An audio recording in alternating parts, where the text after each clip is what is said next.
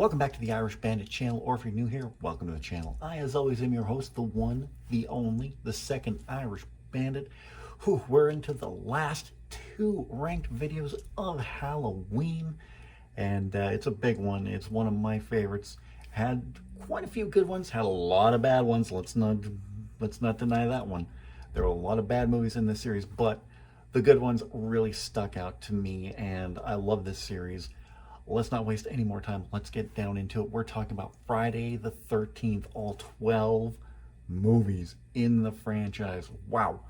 There are just as many movies in this one as there is the, what one did I talk about right at the beginning? Oh, Halloween, yeah. And I watched Halloween Kills. No, I watched Halloween Ends just recently. I'll have a lot to say about that one coming up. But let's talk about Friday the 13th. That's what gave us Jason Voorhees.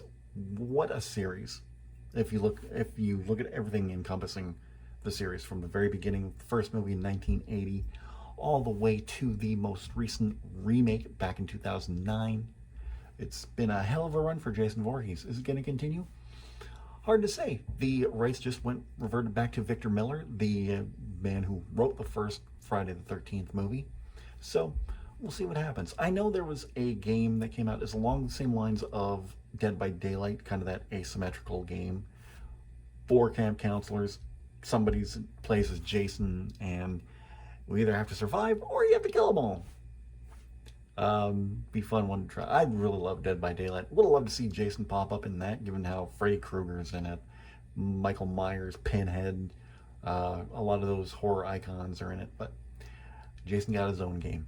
And so we'll see what happens. But anyway, let's get down to it. These are the first 6 movies in the franchise. Well, not the first 6 movies, but for ranking purposes, these are the 6 movies that I put at the bottom of the list. These are, well, they range from okay to god awful, and that's the best way I can describe these first 2 movies in the countdown, in the ranking.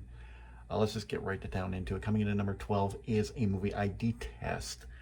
I did not like this movie one bit, but again, like I've said in previous videos, I'm a completionist. I have to complete a collection.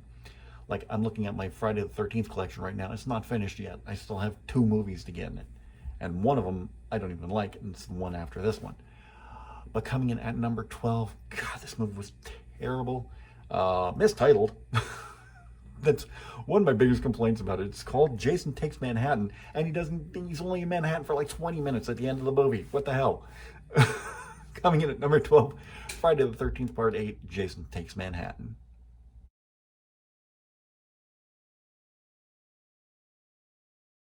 The only thing I liked about Jason Takes Manhattan was the rooftop fight, where Jason just swings, knocks somebody's head clean off his shoulders, it rolls down, lands into a garbage bin. That was the best kill in the entire movie, of a movie that had some pretty dreadful kills. It was just, the story was just terrible. The fact they call it Jason Takes Manhattan, and most of the runtime, he's on a boat. Should have been Jason's on a boat. Would have been a better title, more apropos. But yeah, there was just nothing to this movie, nothing redeeming about it. It started young Kelly Hu. That's something good, at least. Gotta look for something good in these films. But yeah, this is terrible. I'm not going to waste a lot of time talking about this because terrible, terrible movie. I can say the same thing for what comes in at number 11. This has been agreed upon by myself and my buddies Tyler Adams and Michael Allen Richard Clark, the man with the longest name in professional wrestling, that this movie is hot garbage, and yes, it is. Coming in at number 11, Jason Goes to Hell, The Final Friday.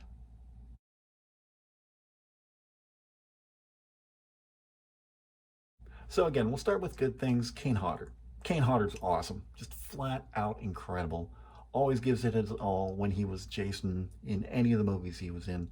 But this movie was there was just something not right about this movie, because in the first 10 minutes, you kill Jason off and you have his spirit invade and then there's a day. What? Oh. When Tyler and Michael said that this movie was garbage, they ain't lying. This movie is garbage to the nth degree, and it's just...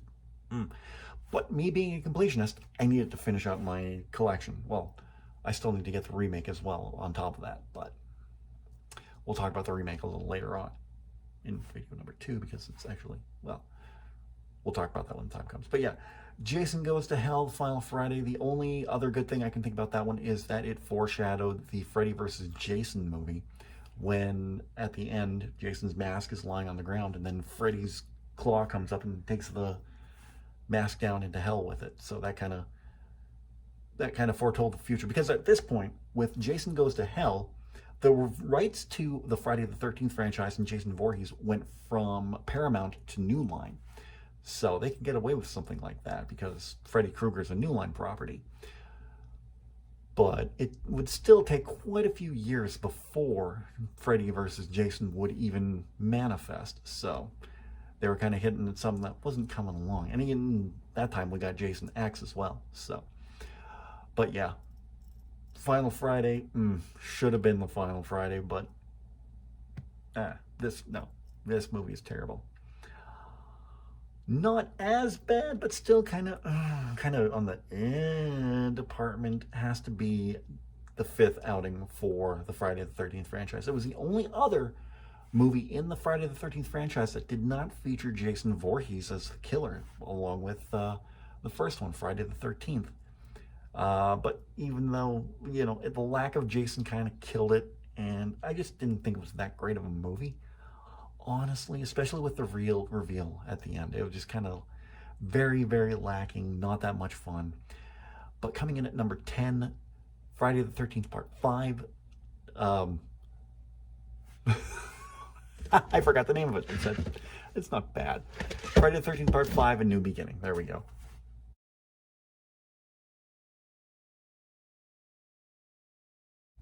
I can see what they were trying to do with The New Beginning. They wanted to be something new, something fresh, and just kind of move away from Jason Voorhees by this time. But it didn't really work. I thought there were a lot of things about this movie that just didn't... Some of the acting was kind of off. I really didn't like the killer's motivation when he tried to be Jason Voorhees. Like, I mean, I get it. If you've seen if you've seen Friday the 13th Part 5, you know what I'm talking about when I'm talking about the killer's motivation. I'm going to try to keep this as spoiler-free as possible, but I just don't think it worked without Jason Voorhees, or without the actual Jason Voorhees, because, and I'll give a little bit of a spoiler, the whole time it was somebody else who was disguising himself as Jason Voorhees, but you knew it wasn't him because of a totally different hockey mask. You know, Jason had the red chevrons across his brow, and the ones going down here, whereas this killer had blue chevrons going down this way along the hockey mask. So it just didn't work. It was a different look, and I mean, it was okay-ish. So, like I said, some of the acting was kind of hit and miss for me. They had one really angry dude at the very beginning of the movie. It was the first movie as well we got to see Tommy Jarvis. That was something that I liked about this movie, is the portrayal of Tommy in this after everything that happened to him in Part 3, or no, it was Part 4. Yeah. Final chapter, Part 4 had Tommy Jarvis. So everything that happened to him in Part 4, and him coming back just years later as this troubled adult. He would do a complete turnaround in the following movie, but we'll talk about that another time. But yeah, Tommy Jarvis was about the only thing that I liked about this movie. But yeah, anyway, I'm kind of losing my train of thought here. Part 5, not one of my favorites. I don't hate it as much as Part 8 or Jason Goes to Hell, but still not a great one, honestly and truthfully.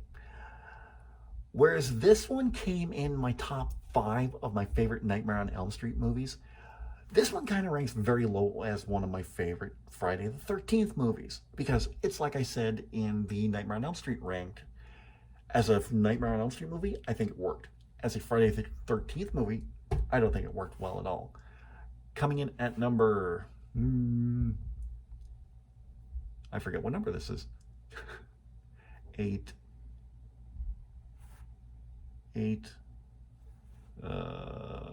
Goes to Hell.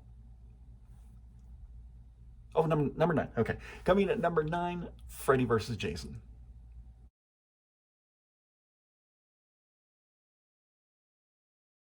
So instead of me just prattling off about Freddy versus Jason for this video, I think I'm just going to go back to my Nightmare on Elm Street review, Nightmare on Elm Street ranked, and let you know what I thought about it from there. So here it is. Okay, so what did I like about Freddy vs. Jason? To me, there was a lot to like about this movie. I loved that after 20 years, we finally got Freddy Krueger versus Jason Voorhees one-on-one. It didn't happen until about 40 minutes into the movie in the dream world, and then took another 20 minutes after that to get them fighting in real life. But we finally got it, because this has been the question since 1984 when Freddy Krueger made his debut. And I think we're already into Nightmare on Elm Street. No, Friday the 13th Part 3 at this point. Who would win in an all-out monster brawl between Jason Voorhees and Freddy Krueger? Well, neither one of them really won, per se. I guess if you had to pick a winner, it was Jason Voorhees, considering he lopped off Freddy's head and carried it back to the afterlife. But then at the end of the movie, you see Freddy smile and wink, and made for a really good ending, honestly and truthfully. What else did I like about this movie? Again, Robert Englund. I talked about it in the last video. Robert Englund put so much into this movie and made it so great. He's the reason why this movie was great. I thought Ken Kritzner was a great pick for Jason Voorhees after so many years of having such actors like Kane Hodder, first and foremost. He's probably best known as Jason, even though he was in like 3 of the Friday the 13th movies. We'll talk about that when we get into the Friday the 13th ranked in a little while. Next week, actually. Ted White, the late Ted White, who unfortunately has since passed away. God, who else played Jason? You can look it up and find, but those are the 2 notable ones that I can think of. Like, other than Ari Lehman, who was young Jason, but I thought Ken did a fantastic job. I thought the cast overall was really good. You had Monica Keena, Jason Ritter, the son of John Ritter, Kelly Rowland from Destiny's Child. What's her name? Isabel? I think, yeah, Isabel. Just a great cast overall. What's not to like about this movie? The pacing. For me, it was the pacing. I didn't like that much about the movie. It seemed more a Nightmare on Elm Street movie than a combination of the two, because the story was really all about Freddy Krueger trying to get back into the dreams of the children of Elm Street. And he was using Jason to do it, but Jason doesn't know when to stop. So I think that was kind of to its detriment. I think it took too long for Freddy and Jason to go head to head. I don't think they should have been going at it right away, but I don't think it should have taken as long as it did for them to come to blows at the first time in Jason's Nightmare. Other than that, I thought this was a really well done movie. Ronnie Yu did a fantastic job directing, a great script, and it was just a fun movie overall. In at number 6 is, I think, a movie where they really tried their hardest with something. They wanted something to work, but it just didn't work. It was a okay entry into the franchise, but I don't think that there were aspects of it that just didn't work, especially the 3D aspect of it. Coming in at number 6, I think. No, coming in at number 8. Whoops. Coming in at number 8, Friday the 13th Part 3. This one didn't have a subtitle. We'll just call it In 3D.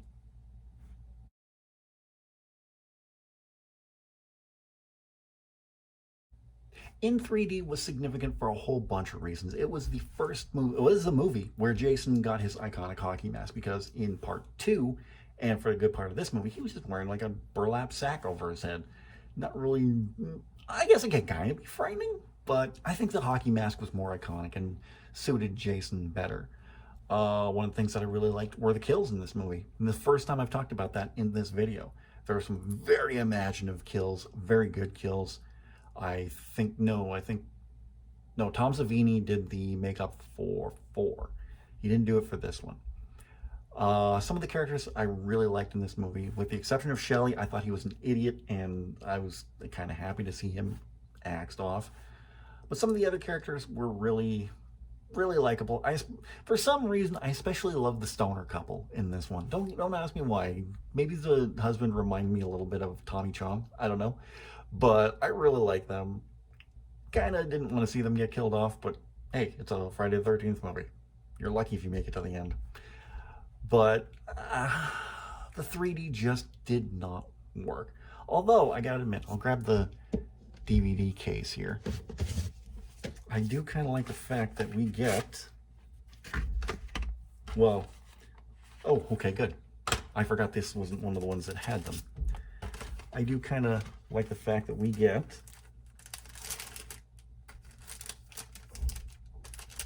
come on. There we go. I like that we get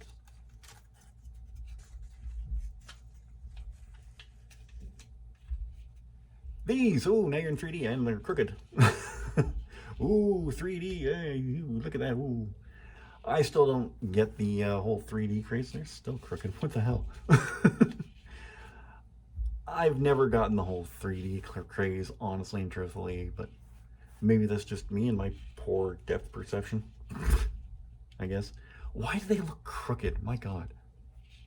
I look like a complete idiot, but whatever. I'm not putting these on for the whole video. I'm not doing it. But we got these, so that's kind of bitching, honestly and truthfully. But no, I don't think the 3D aspect really worked for this movie, and it was unneeded. It was just a gimmick. I love the through story with the biker gang that shows up in Higgins Haven. That they were entertaining. I don't know why. They were just entertaining. I just love the hell out of the biker gang that showed up, just randomly out of nowhere. They were cool.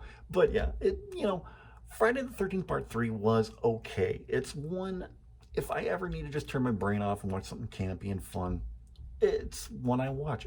It's one that I can actually watch on its own, unlike the others. Well, except for Freddy vs. Jason. I can watch that one on its own too, but the other ones, no. Part 8 is one of those ones where if I'm doing a thorough watch through of every movie from the beginning, I'll watch it then, but I will not watch it on its own. No. But Part 3, yeah, I can definitely do that. Coming in at number 7, and the last video, or last movie for this video, this was a weird one, honestly and truthfully. I really still don't know what to make of it. I don't know if it was good, I don't know if it was bad, but it had a really weird story attached to it. Coming in at number 7, Friday the 13th, Part 7, The New Blood.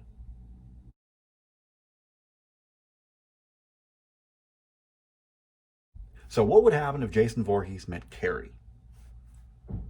We get this movie, apparently. That's the best way I can describe it.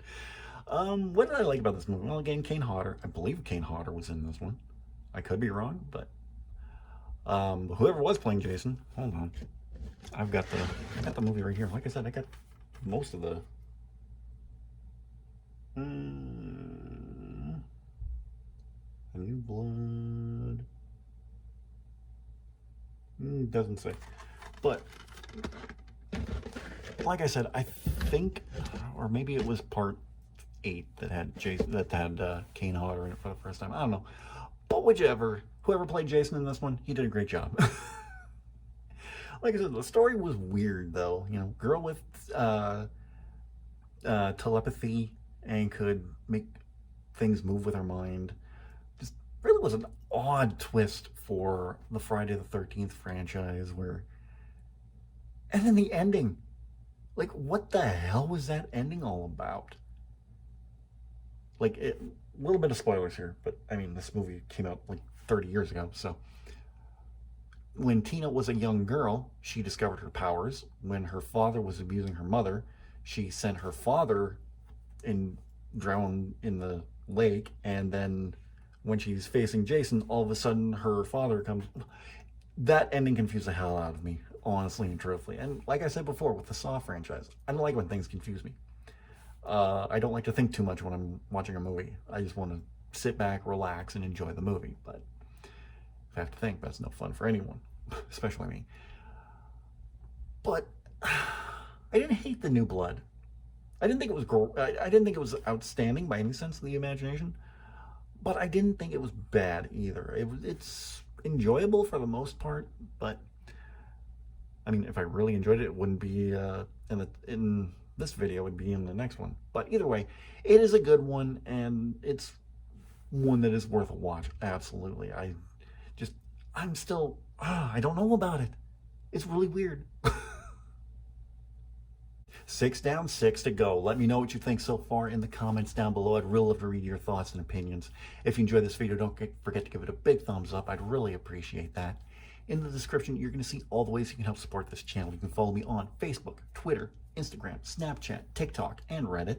You can support the channel by getting your Irish Bandit merchandise at my Redbubble shop. You can purchase my very first novel, Shade Falling, on Amazon, and now you can buy me a coffee. If you're new to the channel, don't forget to subscribe, and if you're already subscribed, tap the bell and you'll be notified whenever a brand new video goes live.